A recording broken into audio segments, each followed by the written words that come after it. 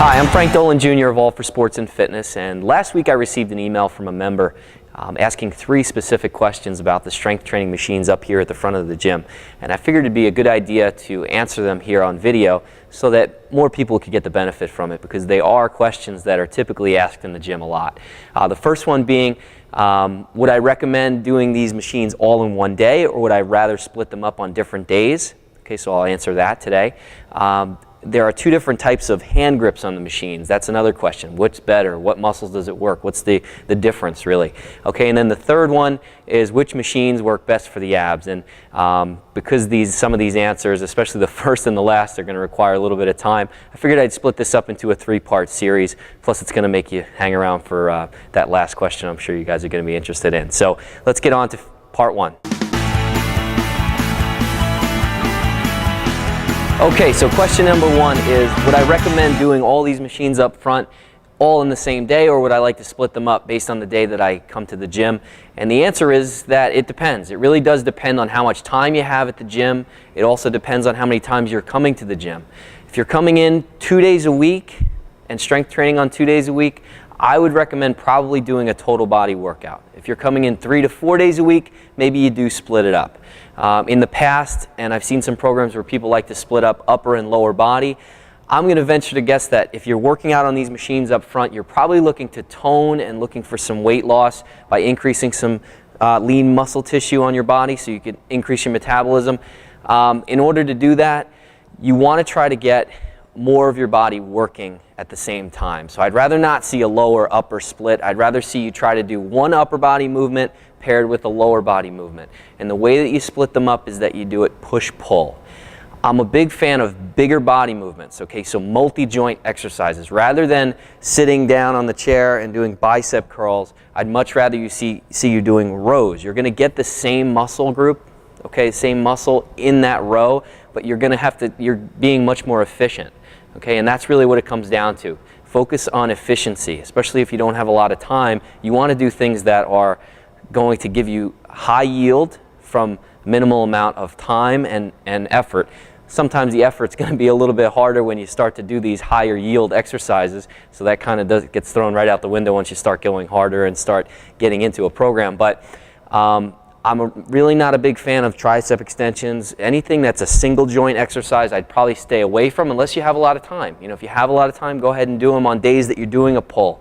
Okay, so the way to split it up, just simple, is I would like to do an upper body press or an upper body overhead press, okay, with some type of leg curling activity. I know we have the leg curl here. Although we don't do a lot of leg curls in our functional training programs like the group personal training and the boot camp, that is what your option is with a seated machine here in the gym. Then on another day, I would do all of your upper body pulling activities like the row or the pull down paired with some type of the leg extension or the leg press machine. Okay, so those are your options on the circuit, where we really, and I know if you've been watching my videos, we're trying to get people to start to incorporate a little bit more of 2 feet on the ground training, meaning squatting, deadlifting. Okay, these are things that you need in daily life that you need to do, and the only way to do it is to get off the machines and start to learn how to squat, learn how to deadlift the correct way so that you can have better function in your hips, which I think in this day and age in most of the country people really don't, because we sit down too much.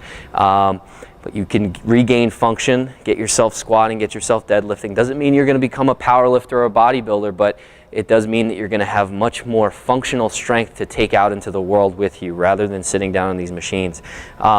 Doesn't mean that these are going to go anywhere. We still have them here. And it is important that we do have them, because I think not everybody is going to have the opportunity to work with a trainer every day, although our group personal training program is 30 days. You get to do it for free and try that out if you all remember. So definitely take advantage of that, because we will teach you how to do all those things that I'm talking about right now. And also you have access to us for 30 days to ask any questions you have too. So it's really, there's a whole lot of value there. I think that's pretty much it for the first question. We're going to go to part 2 later in the week about how to hold your hands on the grips. So neutral grip as opposed to the regular grip. And then we have the of course, the million-dollar question: which machines work best for the abs? Okay, question number 2 was how the different ways to hold the hand grips on the machines. There are basically 2 sets of hand grips on each upper body machine. As you can see here, this is the pull down. You have what's called a neutral grip, and you also have the regular grip where you're going to be here in this position. Sometimes the neutral grip is a little bit more comfortable for people. I'm going to say it probably does change a little bit the response in the muscle, but not very, very dramatically. If you feel more comfortable with the neutral grip, which is this position, or in the pressing movement, this position, it's probably the better way to go if you have joint problems. Whereas sometimes that regular grip, when you're out here, the traditional grip on a machine, is going to keep you locked in a position where you may be uncomfortable with your shoulder. You might have some shoulder impingement. So if you have shoulder issues, it's probably a good idea to go with the neutral grip because it's not going to be that much a significant difference in the way that you, in what you get out of the actual lifts.